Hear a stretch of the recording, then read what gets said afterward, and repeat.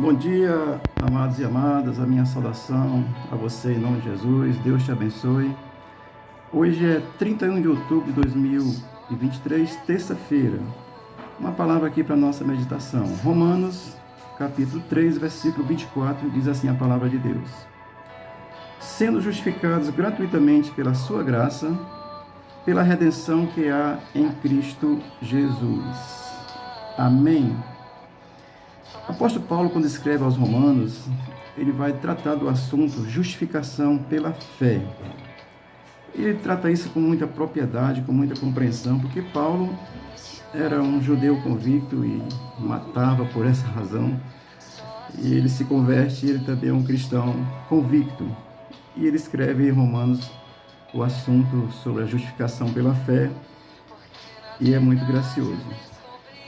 Eu quero tratar um pouquinho desse texto, mas também nós estamos falando sobre a Reforma Protestante, que aconteceu em 31 de outubro de 1517, e naquele contexto foram estabelecidos 5 pilares principais da Reforma.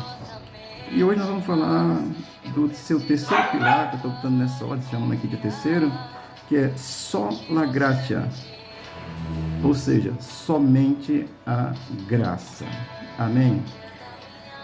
A graça de Deus, ela é revelada pelo Espírito Santo.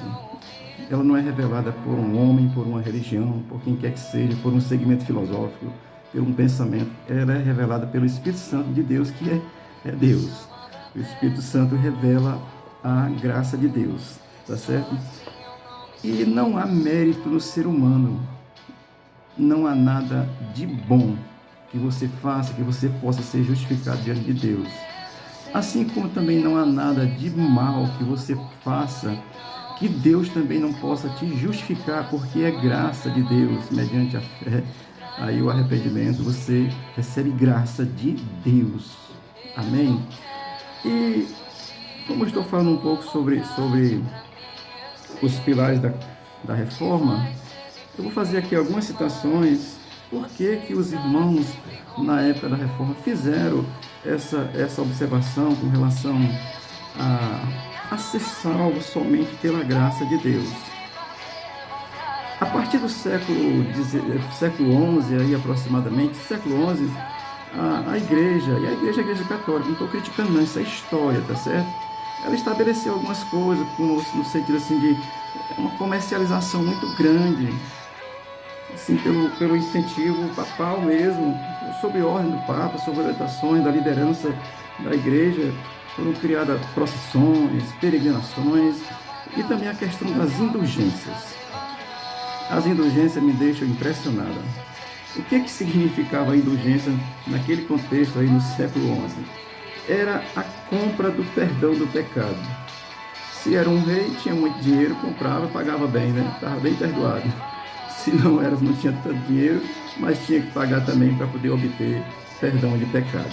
Então, naquele contexto, a venda de indulgência, a venda do perdão do pecado, ou seja, o perdão era comprado, você metia a mão no bolso, se fosse hoje, passa um Pix, né? Passa um Pix e está perdoado.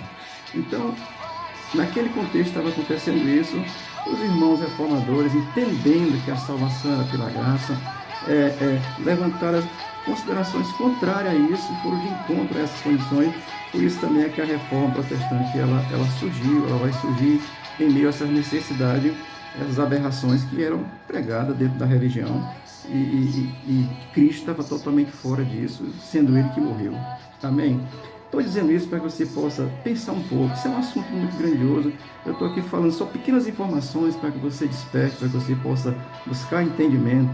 Hoje em dia, no catolicismo, existe um novo conceito aí da graça, que já melhorou um pouquinho, mas melhorou pouca coisa, não muda muito não, porque Cristo ele vai ficando um pouco de lado. E se Cristo não for o centro, já perdeu a graça. Aí não tem graça.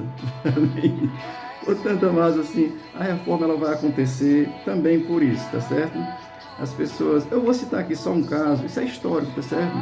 Na cidade de Boêmia, no ano de 1415, um sacerdote católico chamado Jan Hus, é mais ou menos assim, só sei falar cearense, tá certo?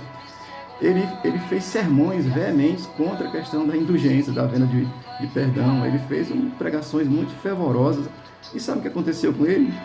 Foi queimado na fogueira, porque ele estava falando contra um erro da religião, vendendo perdão de pecados.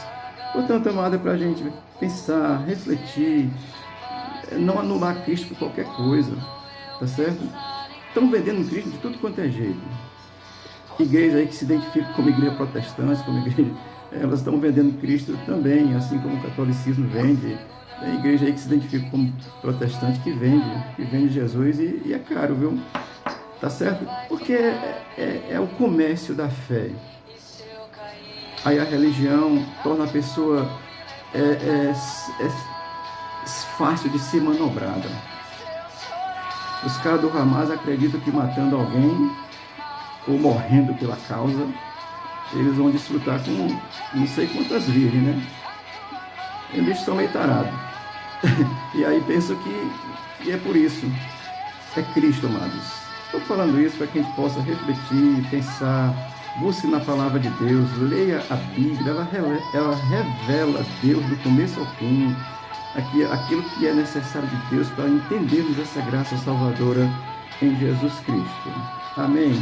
Não estou criticando ninguém, eu busco pensar, assim, olhar, porque tem coisas que acontecem que são puramente religião, e não de Deus, e não de Cristo, é do homem, porque a religião ela precisa ter Deus dentro dela e ele ser o soberano. Se não for, é do homem, é do ser humano, querendo fazer a sua vontade, o seu desejo, fazendo como ele pensa, como ele entende e acha que está certo. Amém? É uma reflexão muito breve, é um texto bem gracioso. No século aí 11 estava acontecendo isso, venda de indulgência. Isso era sobre a autorização papal. Entenda isso, é história mesmo. Estava lá autorizado. Se pagasse, tinha perdão de pecado. Mas o preço já foi pago. O preço é o sangue de Jesus derramado na cruz. O próprio apóstolo Pedro disse que esse preço ele comparou com prata e ouro. E olha que prata e ouro tem um valor significativo no nosso conceito mercantilista, tá certo? Pedro comparou com prata e ouro, porque ele disse que o sangue de Cristo é superior a isso. Porque prata e ouro não podem comprar a salvação. Pode comprar muitas coisas, tá certo? Faz o meio danado, tá certo? Prata e ouro. Você pode usufruir dela para o seu bem-estar humano, não faz mal nenhum. Você que tem, Deus te abençoe. Mas não compra perdão de pecado. Pecado é perdoado pela graça de Deus revelada em Jesus Cristo, o sacrifício na cruz, como o texto que eu li aqui para nós hoje, que é Romanos 3,24, que ele diz, sendo justificado gratuitamente, pela sua graça, pela redenção que há em Cristo Jesus. Ou seja, Cristo pagou o preço. Se você tem fé nele, você está redimido do pecado que lhe condenava à morte eterna. Você está perdoado, se você tem essa convicção de fé. Amém? Eu vou só repetir assim, olha, não tem nada que você faça de bom que você possa ser salvo por aquilo que você está fazendo de bom. Fazer o bem é obrigação de todo crente. O crente não faz o bem tentando ser salvo, ele faz o bem porque ele sabe que é salvo. Isso é diferente, ele tem convicção da salvação e ele faz o bem.